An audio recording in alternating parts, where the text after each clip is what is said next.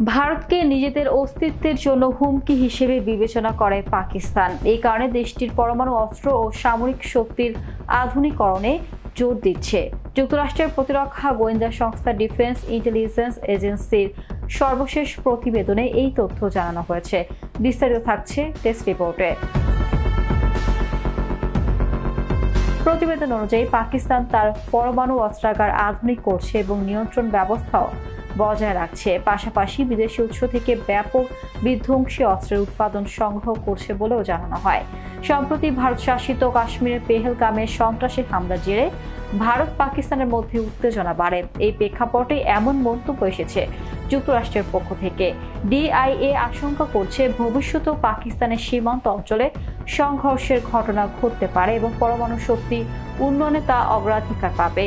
প্রতিবেদনে আরও বলা হয়েছে, পাকিস্তান চীনের সামরিক ও অর্থনৈতিক সহায়তার উপর নির্ভরশীল।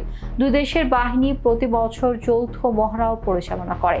তবে চায়না পাকিস্তান ইকোনমিক করিডোর প্রকল্পে সন্ত্রাসী হামলার কারণে কিছু ক্ষেত্রে দ্বিপক্ষীয় সম্পর্কে টানাপোড়েন তৈরি হয়েছে।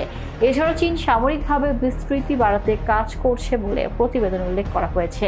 দক্ষিণ পূর্ব এশিয়ার দেশগুলো সহ বাংলাদেশেও চীনের সামরিক উপস্থিতির পরিকল্পনার কথাও উঠে এসেছে।